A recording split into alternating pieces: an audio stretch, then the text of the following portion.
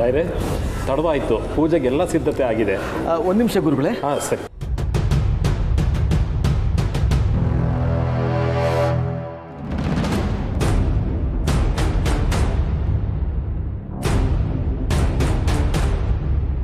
ಅವ್ರು ಯಾಕೆ ಅಲ್ಲಿ ನಿಂತಿದ್ದಾರೆ? ನಾವಾಗ್ಲೇ ಅರ್ಚನೆ ಮಾಡ್ಸದ್ವಲ್ಲ, ಮತ್ತೆ ಅರ್ಚನೆ ಮಾಡ್ಸಕ್ ಬಂದಿರ್ಬೇಕು. ಅವ್ರ ಹತ್ರನೇ ಹೋಗಿ ಕೇಳ್ತೇನೆ.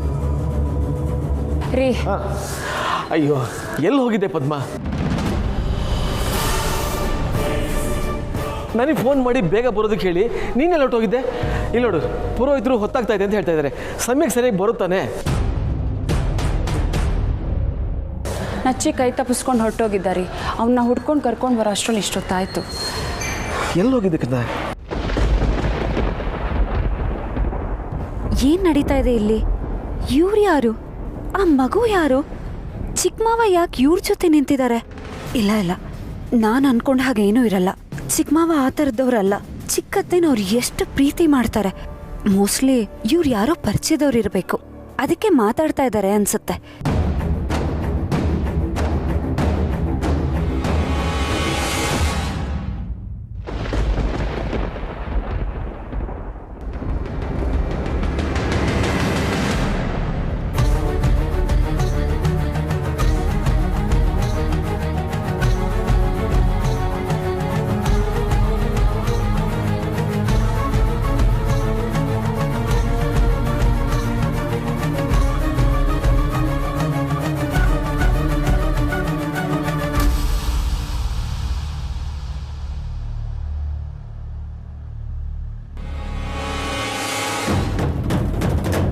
ಥ್ಯಾಂಕ್ ಯು ಸತ್ಯ.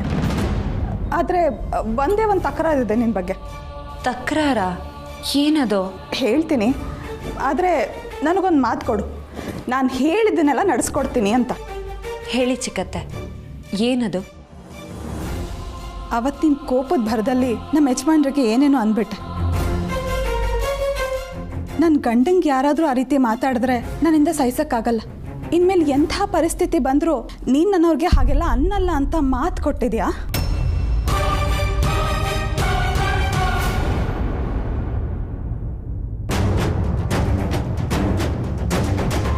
ಛೇ, ನೀವಿಂಥವ್ರು ಅಂತ ಅಂದ್ಕೊಂಡಿರ್ಲಿಲ್ಲ ಚಿಕ್ಕ ಮಾವ.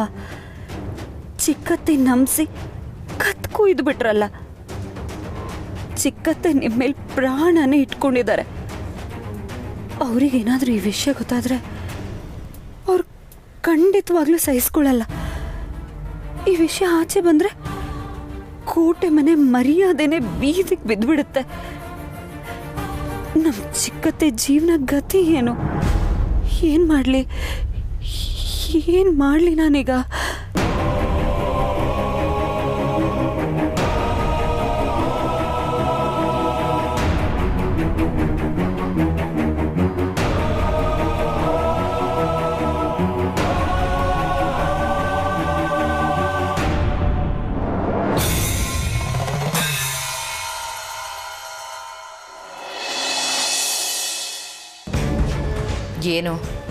ಏನು ವ್ಯವಸ್ಥೆ ಮಾಡ್ತೀಯಾ?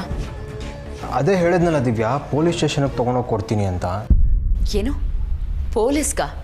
ನಿನಗೇನು ತಲೆ ಕೆಟ್ಟಿದ್ಯಾ? ಕೈಗೆ ಸಿಕ್ಕಿರೋ ದುಡ್ಡನ್ನ ಯಾರಿಗೋ ಕೊಡ್ತೀನಿ ಅಂತ ಹೇಳ್ತಿದ್ಯಲ್ಲ. ಹಾಗಲ್ಲ ದಿವ್ಯಾ, ಪಾಪ ಇದು ಯಾರ ದುಡ್ಡೋ ಏನೋ. ಈಗ ನನಗೆ ದುಡ್ಡಿನ ಬೆಲೆ ಚೆನ್ನಾಗಿ ಗೊತ್ತಾಗ್ತಾ ಇದೆ. ನಾವು ಒಂದೊಂದು ರೂಪಾಯಿನೂ ಎಷ್ಟು ಕಷ್ಟಪಟ್ಟು ದುಡ್ದಿರ್ತೀವಿ, ಹಾಗೆ ಈ ದುಡ್ಡನ್ನು ಕೂಡ ಬೇರೆ ಯಾರೋ ಕಷ್ಟಪಟ್ಟೆ ದುಡ್ದಿರ್ತಾರಲ್ವ. ನಾಳೆ ಕೆಲ್ಸಕ್ಕೆ ಹೋದಾಗ ಇದು ಯಾರ್ದು ಏನು ಅಂತ ವಿಚಾರಿಸ್ಕೊಂಡು ಬರ್ತೀನಿ.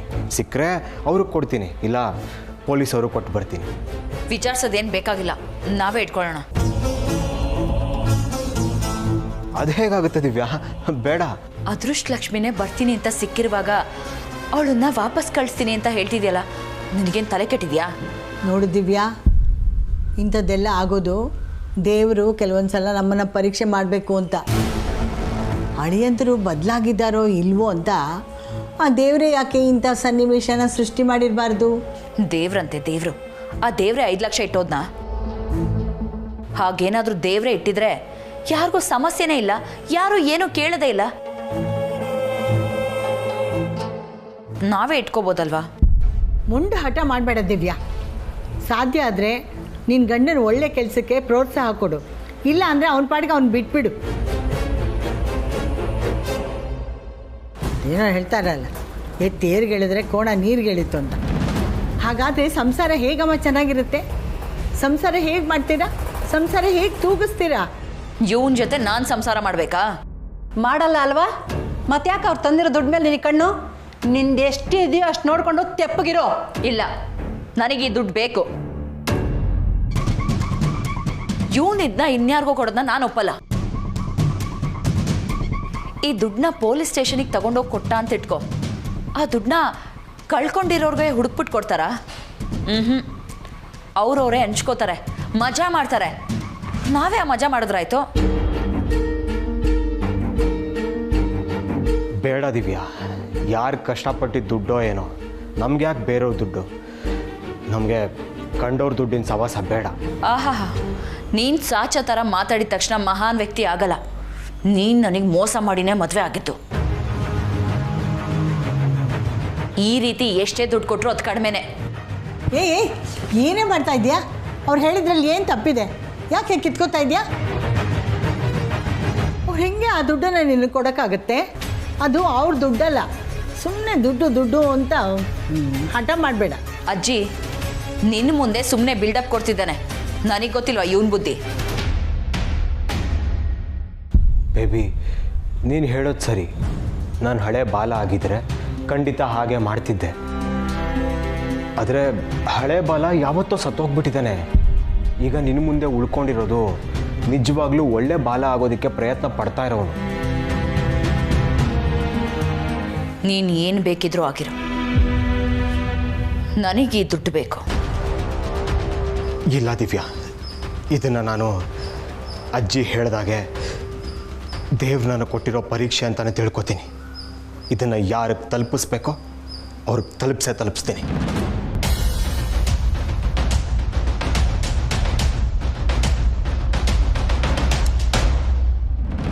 ನನ್ನಿಂದನೇ ದುಡ್ಡು ಕಿತ್ಕೊಂಡು ಹೋಗ್ತೀಯಾ?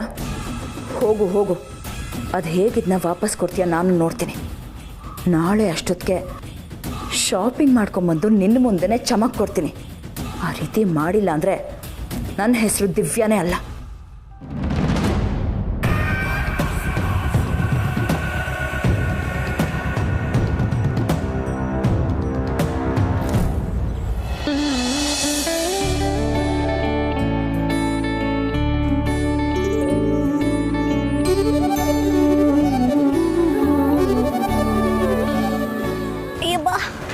ಅಮ್ಮ, ಎಲ್ಲಮ್ಮ ಅತ್ತಿಗೆ 5 ನಿಮಿಷ ಬರ್ತೀನಿ ಅಂದ್ಬಿಟ್ಟು ಪತ್ತೆನೇ ಇಲ್ಲ. ನೋಡು, ನನ್ನ ಕೈಲಿ ಇನ್ನಾಗಲ್ಲ. 3 ಪ್ರದಕ್ಷಿಣೆ ಅಂತಂದ್ಬಿಟ್ಟು 21 ಪ್ರದಕ್ಷಿಣೆ ಹಾಕಿದ್ಯಾ? ರಿತು, ಪ್ರದಕ್ಷಿಣೆ ಹಾಕೋದು ಒಳ್ಳೆಯದು. ಅಪರೂಪಕ್ಕೆ ದೇವಸ್ಥಾನಕ್ಕೆ ಬಂದಿದ್ಯಾ, ಸುಮ್ಮನೆ ಏನೇನೋ ಮಾತಾಡ್ಕೊಂಡು ನಿಂತ್ಕೋಬೇಡ. ಸತ್ಯ ಅರ್ಚಕ್ರ ಹತ್ರ ಮಾತಾಡಕ್ಕೆ ಹೋಗಿದ್ದಾಳೆ ಅನ್ಸುತ್ತೆ. ಅವಳು ಬರೋ ಅಷ್ಟರಲ್ಲಿ 21 ಪ್ರದಕ್ಷಿಣೆನೂ ಮುಗ್ದಿರತ್ತೆ. ನಾನು ಅತ್ತಿಗೆ ಜೊತೆನೇ ಹೋಗಬೇಕಿತ್ತು. ನೀನು ನೋಡಿದ್ರೆ ಸಿಕ್ಕಿದ್ದೇ ಚಾನ್ಸು ಅಂತ ನನ್ನನ್ನು ಗೋಳೈಕೋತಾ ಇದೆಯಾ? ಇನ್ನೇನು 2 ಪ್ರದಕ್ಷಿಣೆ ಬಾಕಿ ಇದೆ ಕಣೆ. ಅದು ಎಷ್ಟೇ ಮಾತಾಡ್ತೀಯ? ಸುಮ್ಮನೆ ರಾಮ ರಾಮ ಅಂತ ತಿರುಗು. ನಾನು ರಾಕಿ ರಾಕಿ ಅಂತೀನಿ, ನೀನು ಲಕ್ಷ್ಮಣ ಲಕ್ಷ್ಮಣ ಅಂತ ಹೇಳು. ಏನಂದೆ? ಏನಿಲ್ಲಮ್ಮ, ರಾಮ ರಾಮ ಅಂತ ಹೇಳಿದೆ. ಸರಿ ಸರಿ ಬಾ. ನಡಿ, ಇನ್ನೊಂದೆರಡು ಆಗೇ ಬಿಡಲಿ. ಬಾ.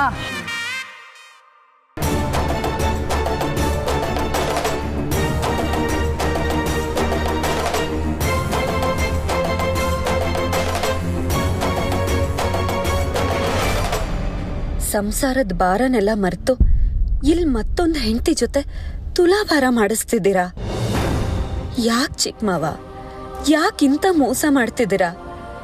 ಚಿಕ್ಕತ್ತೆ ನಿಮ್ಮೇಲೆ ಪ್ರಾಣನೇ ಇಟ್ಕೊಂಡಿದ್ದಾರೆ. ಅವ್ರಿಗೇನಾದ್ರೂ ಈ ವಿಷಯ ಗೊತ್ತಾದ್ರೆ ಅವ್ರ ಪ್ರಾಣನೇ ಕಳ್ಕೊಂಡ್ಬಿಡ್ತಾರೆ.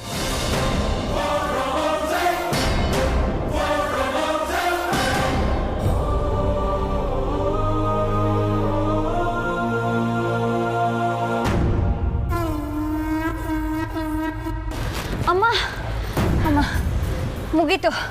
ಇನ್ನು ಮುಂದೆ ಅಂದರೆ ಹೇಗೂ ಅತ್ತಿಗೆ ಬಂದಿಲ್ಲ. ನಾವಿನ್ನೂ ಇಲ್ಲೇ ಇದ್ದರೆ ತಿರ್ಗಾ 21 ಸರಿ ಪ್ರದಕ್ಷಿಣೆ ಹಾಕ್ಸ್ಬಿಡ್ತೀಯನೋ ಅಂತ ಭಯ ಆಗ್ತಾ ಇದೆ ನನಗೆ. ಇಲ್ಲ ಕಣೆ, ಅಕ್ಕ ಕೂತ್ಕೊಂಡಿರೋ ಕಡೆ ಹೋಗಿ ಕೂತ್ಕೊಳ್ಳೋಣ, ಅಷ್ಟರಲ್ಲಿ ಸತ್ಯ ಬರ್ತಾಳೆ. ಬೇಡ ಬೇಡ, ಅಲ್ಲಿ ಆಗಲೇ ಸಿಕ್ಕಿದ್ರಲ್ಲ ನಚ್ಚಿ ಮತ್ತು ಅವರಮ್ಮ, ಅವರೇನೋ ತುಲಾಭಾರ ಅಂತ ಹೇಳ್ತಿದ್ರು. ಹೇಗೂ ನಾನು ನೋಡಿಲ್ಲ, ಇನ್ನು ಟೈಮ್ ಇದೆಯಲ್ಲ, ನಾವು ನೋಡಕ್ಕೆ ಹೋಗೋಣ. ಬೇಡ ರೀತು, ಅಷ್ಟರಲ್ಲಿ ಸತ್ಯ ಬಂದು ನಮ್ಮನ್ನ ಇಲ್ಲಿ ಹುಡುಕಿದ್ರೆ. ಅಯ್ಯೋ ಅಮ್ಮ, ಬಂದರೆ ಫೋನ್ ಮಾಡ್ತಾರೆ. ನಾನು ಯಾವತ್ತೂ ತುಲಾಭಾರ ನೋಡಿಲ್ಲ. ಹೋಗೋಣ ಬಾ ಅಮ್ಮ ಪ್ಲೀಸ್.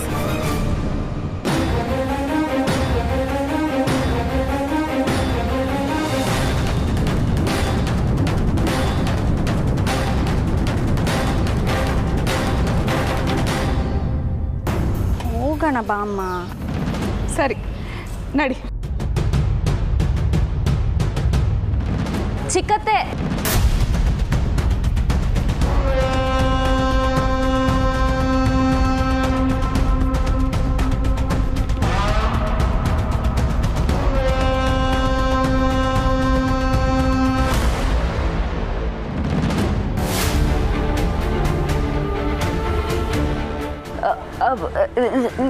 ನೀವಿಲ್ಲಿದ್ದೀರಾ? ನಾನು ಆ ಕಡೆ ಎಲ್ಲ ಹುಡುಕ್ತಿದ್ದೆ. ಎಲ್ಲಿ ಹುಡುಕ್ತಿದ್ರಿ? ಅದಕ್ಕೆ ನಾವು ನಿಮಗೋಸ್ಕರ ಕಾದು ಕಾದು ಈಗ ಒಳಗೆ ಹೋಗ್ತಾ ಇದ್ದೀವಿ. ಹೌದಾ? ಸರಿ, ಮನೆಗೆ ಹೋಗೋಣ ಬನ್ನಿ. ಸತ್ಯ, ಒಂದು 5 ನಿಮಿಷ ಬಿಟ್ಟು ಹೋಗೋಣ. ಅಲ್ಲೊಂದು ತುಲಾಭಾರ ನಡೀತಾ ಇದೆ.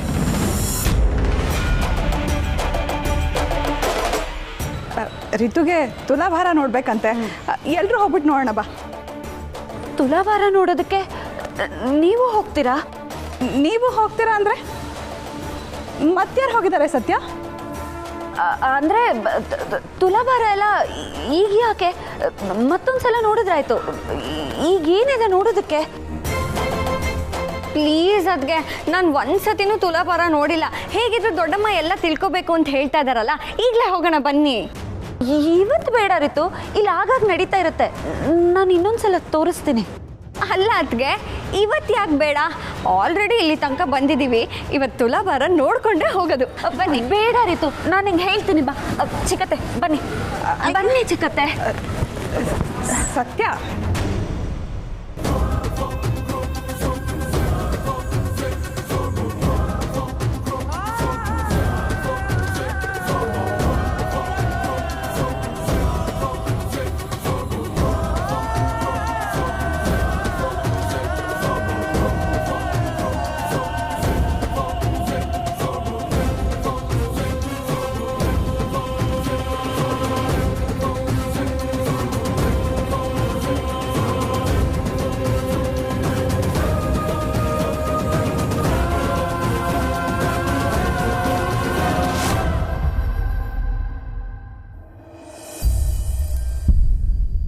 ಹಾಂ ರೀ, ನೀವು ಊಟ ಮಾಡಿದ್ರಾ? ನೀವು ತಿಂತಾ ಇರೋದು ಮನೆ ಊಟ ಅಲ್ಲ, ಹೊರಗಡೆ ಊಟ.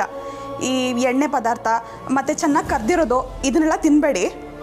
ಹಾಂ, ಮರಿದೆ ಮೊಸರನ್ನ ತಿನ್ನಿ, ಆಮೇಲೆ ಹೊಟ್ಟೆ ಉರಿ ಅಂತೀರಿ. ಅವರು ಹೊಟ್ಟೆ ಉರಿಯೋದೇನು ಚಿಕ್ಕತ್ತೆ? ವಿಷಯ ಗೊತ್ತಾದರೆ ಈ ಮನೆನೇ ಹೊತ್ಕೊಂಡು ಉರಿಯುತ್ತೆ.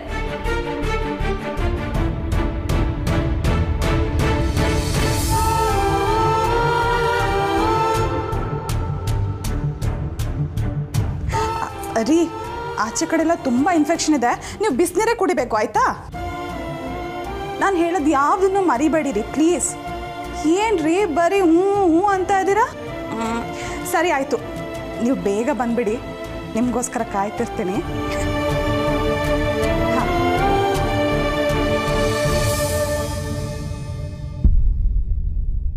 ಅರೆ ಸತ್ಯ, ಬಾಯ್ಲಿ.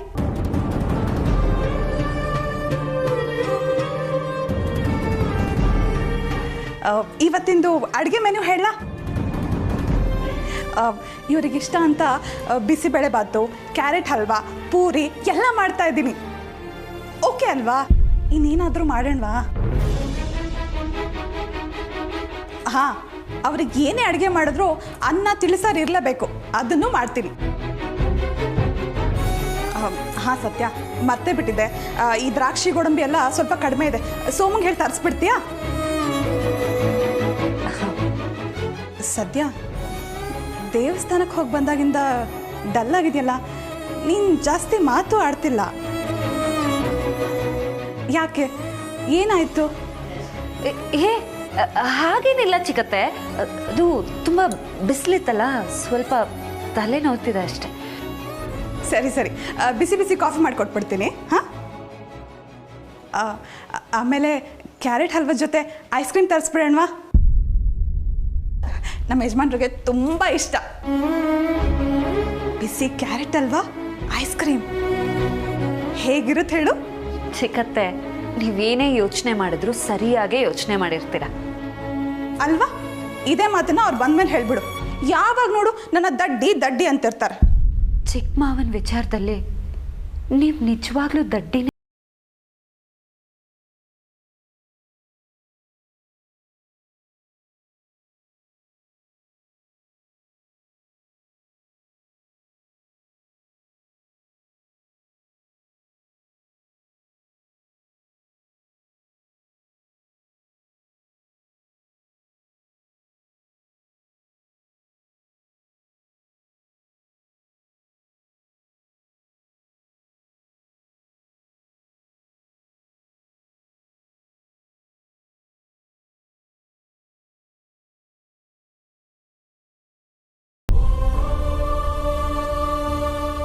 ಏನು ಮಾಡಲಿ, ಮನಸ್ಸಲ್ಲಿ ಜ್ವಾಲಾಮುಖಿನ ಇಟ್ಕೊಂಡು ಚಿಕ್ಕತ್ತೆ ಎದುರಿಗೆ ನಾರ್ಮಲ್ ಆಗಿರೋದಕ್ಕೆ ತುಂಬ ಕಷ್ಟ ಅನ್ನಿಸ್ತಿದೆ. ಇಂಥ ವಿಷಯನ ಯಾರ ಹತ್ರನಾದರೂ ಹೇಳೋದಾದರೂ ಹೇಗೆ? ಚಿಕ್ಕ ಮಾವನ ಮೇಲೆ ಎಲ್ಲರೂ ಬೆಟ್ಟದಷ್ಟು ನಂಬಿಕೆ ಇಟ್ಕೊಂಡಿದ್ದಾರೆ. ಈ ವಿಷಯ ಹೇಳಿದ್ರೆ ಜೇನು ಗೂಡಿನ ಥರ ಇರೋ ಈ ಮನೆಯೇ ಒಡೆದು ಹೋಗುತ್ತೆ. ಹಾಗಂತ ಹೇಳ್ದೆ ಸುಮ್ಮನೆ ಹೇಗಿರೋದು? ಇದು ಚಿಕ್ಕತ್ತೆ ಜೀವನದ ಪ್ರಶ್ನೆ, ಕೋಟೆ ಮನೆ ಮರ್ಯಾದೆ ಪ್ರಶ್ನೆ. ಮರ್ಯಾದೆ ಎಲ್ಲಿಂದ ಬಂತು? ಈಗ ನನಗೆ ಗೊತ್ತಾದ ಹಾಗೆ ಸ್ವಲ್ಪ ದಿನದಲ್ಲಿ ಎಲ್ರಿಗೂ ಗೊತ್ತಾಗೇ ಆಗತ್ತೆ. ಆದರೆ ಚಿಕ್ಕ ಮಾವನ್ನ ಬೇರೆ ಹೆಣ್ಣಿನ ಜೊತೆ ನೋಡಿ ತಡ್ಕೊಳ್ಳೋ ಶಕ್ತಿ ಮನೆಯವ್ರಿಗಾಗಲಿ ಚಿಕ್ಕತ್ತೆಗಾಗಲಿ ಇಲ್ಲ. ಚಿಕ್ಕ ಮಾವನ ಜಾಗದಲ್ಲಿ ಬೇರೆ ಯಾರಿದ್ದಿದ್ರೂ ಕಾಲು ಮುರಿದು ಅವ್ರ ಹೆಂಡತಿ ಮುಂದೆ ನಿಲ್ಲಿಸ್ತಿದ್ದೆ. ಅವ್ರು ಮಾಡ್ತಿರೋ ಮೋಸನ ಇಬ್ಬರು ಹೆಂಡತಿರಿಗೂ ಅರ್ಥ ಮಾಡಿಸ್ತಿದ್ದೆ.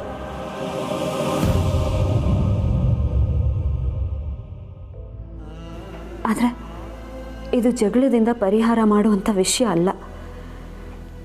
ಎಂಥ ಇಕ್ಕಟ್ಟಿನ ಸ್ಥಿತಿಲಿ ತಂದಿಟ್ಟಿದ್ಯಾ ದೇವ್ರೆ. ಈ ವಿಷಯನ ಯಾರ ಹತ್ರ ಹೇಳ್ಕೊಳ್ಳಿ? ಈ ಮನೆ ಹಿರಿಯರು ರಾಯರು. ಈ ವಿಷಯನ ಅವ್ರ ಹತ್ರ ಹೇಳಿದ್ರೇ ಸರಿ. ಖಂಡಿತ ಅವ್ರೇನಾದರೂ ಪರಿಹಾರ ಹುಡುಕ್ತಾರೆ.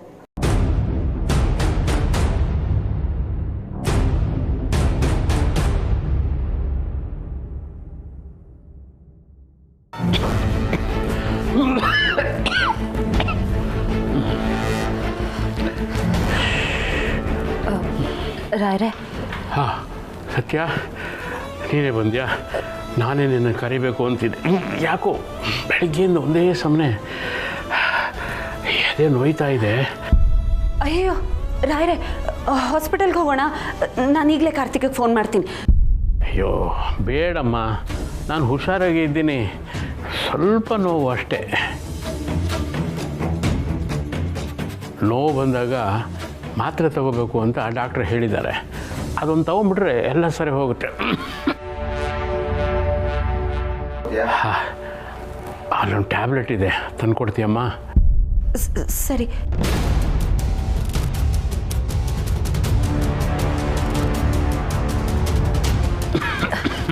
ರಾಯರೇ. ತಂದ್ಯಾ? ಇದಾ?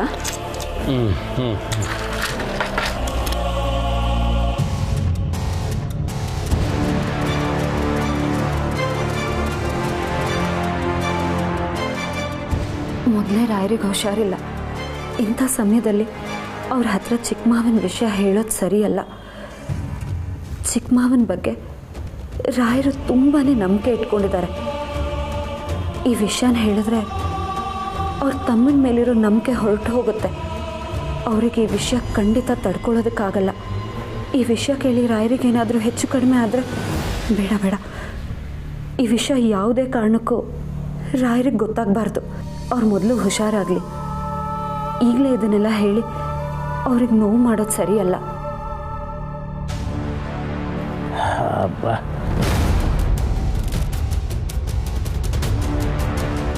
ಸತ್ಯ, ಏನಮ್ಮ ಯೋಚನೆ ಮಾಡ್ತಾ ಇದೆಯಾ?